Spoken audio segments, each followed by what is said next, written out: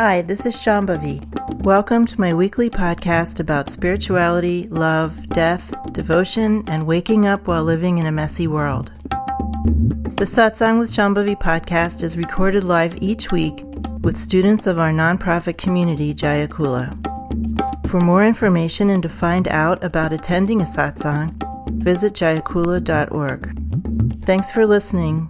Much love to you, wherever and however you are.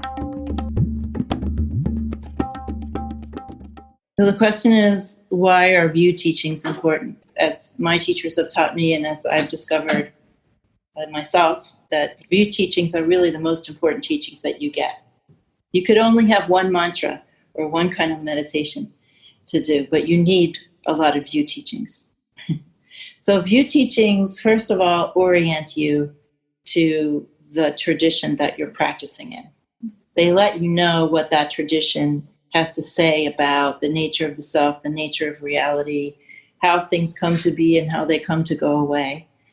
And they also, very importantly, orient you to how to do practice. What bhava, what orientation of feeling and thought should you be in when you sit to do practice?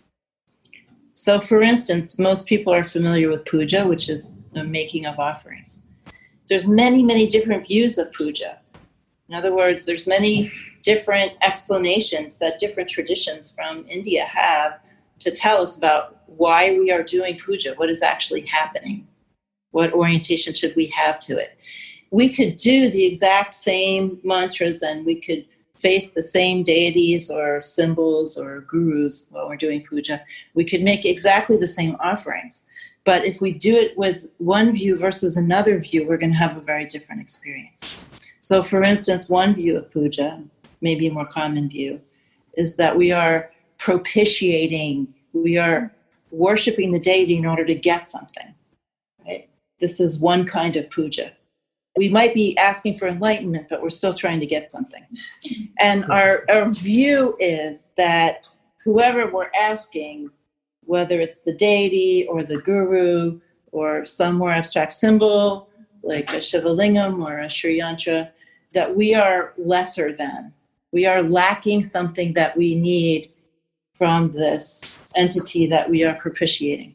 So that is one kind of view that's very prevalent. That isn't the view of our tradition, of Trikashaivism or of Dzogchen.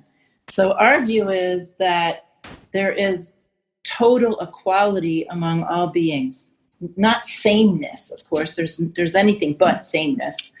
We are, show up in infinite variety, but that there is an essence nature that is the same for all beings and all objects, even in all worlds, and that consists of undefilable wisdom, what I call wisdom virtue. So wisdom such as compassion and mercy and primordial intelligence and curiosity. All of these virtues or wisdom virtues are what we are actually made of. They are indestructible and they are the same everywhere. So when we sit down to do puja, for instance, we have Ganesha. We sang a chant to Ganesha when we started this satsang. Ganesha is like all beings that have personality. He is a manifest personality of certain wisdoms, certain capacities, certain cosmic capacities, one of which is that he is the Lord of the threshold. So the word for that you might be familiar with is Bardo, right? Or Sandhi, the Lord of crossing from one condition to another, and while you're crossing, you're in a state of relative openness. So whenever we have that experience of passing from one condition to another, or one environment to another, or one state to another, or we've entered into an experience of Bardo or Sandhi, then we are experiencing one of the very many things that Lord Ganesha exemplifies. So when we sit down to do puja, what we are doing is, first of all, in Tantric puja, we are breathing the deity up out of ourselves because we know already beforehand that all of the wisdoms of the deity already exist within us. They just aren't fully manifest in us because we have obscurations. And then we worship the deity in order to recognize those wisdom virtues in ourselves. That's a very different orientation. Our orientation is we're lacking nothing. We already have everything. It's just obscured. We have forgotten our real nature. This is very different from a view that says we are lesser than or lacking in something. Of course, we're having the real experience that we're lacking. We live in a Judeo-Christian culture. So none of us escape having the feeling that we are lacking something. But the view, teaching of this tradition is that we are lacking nothing, that we are Purna Brahma Narayani, we are full of intelligence, of consciousness, and its Shakti, its energy, already from the beginning, perfect, as they say in Dzogchen, perfect from the beginning. This is part of view teachings. Someone could approach view teachings as intellectual understanding. That would be a very minimal, sort of bottom level way of approaching view teachings. View teachings are first and foremost intended to move you. They are an experience. So when you're receiving view teachings, when you're hearing view teachings, when you're reading view teachings, the primary focus is, how am I feeling? How is this moving me? Is this what is called striking the point, striking the heart of wisdom inside me? Is something in me recognizing the reality of these teachings, and am I feeling moved in some way? That's the main part of view teachings. And of course, we study view teachings. We want to understand them intellectually. We're not jettisoning our intellect. But at a deeper level, we are supposed to be moved by them if a tradition is meant for us in our condition. So for instance, if I'm new, let's say, to a Christian tradition, and I go to church for the first time and I see Christ on the cross, and I hear teachings about Christ has died for my sins, if I feel I am a sinner, and I feel like I need saving, and I feel moved by the image of this teacher avatar who has died to out of mercy on me, if that's my condition, I'm going to be very deeply moved by that. And that's going to be a good tradition for me. If I come to a teaching that says, there is no sin, you're perfect from the beginning, you are full of consciousness and energy, all that needs to happen is that you remember your real nature. If I feel moved by that, then this is the right tradition for me. So it's always important to hear the view of every tradition and to ask yourself, how do I feel? Is this moving me? To recognize that. This is what view teachings are for. And then view teachings also guide us in our sadhana, in our spiritual practice. It's said that we learn the view, we practice with the view, and then we embody the view.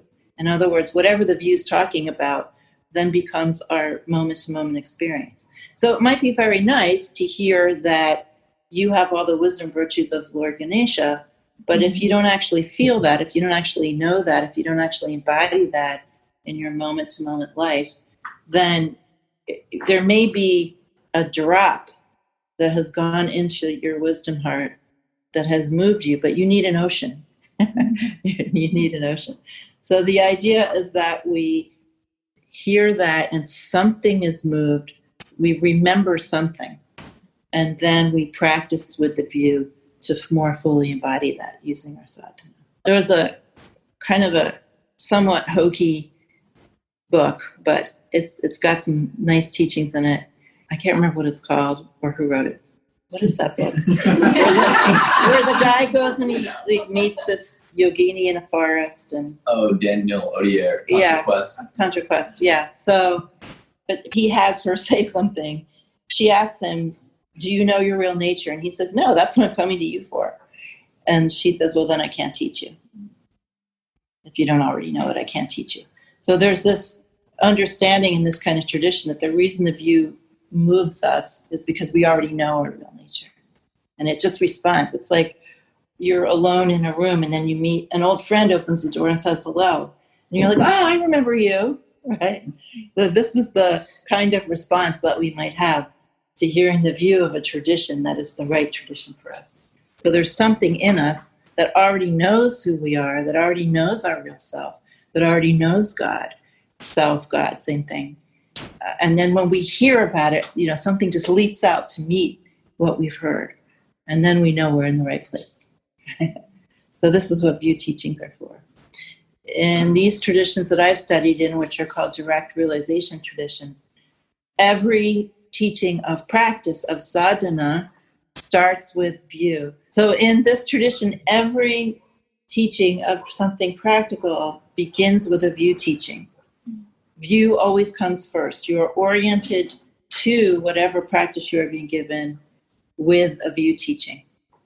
And then you have the correct orientation and you can get the fruit that your teacher has gotten. That's the idea, that you would also get the fruit of the practices that all the people who have practiced before you have also gotten. And you get this by listening to the view, learning the view, letting yourself be moved by the view, doing the practice as taught, consistently over a long period of time.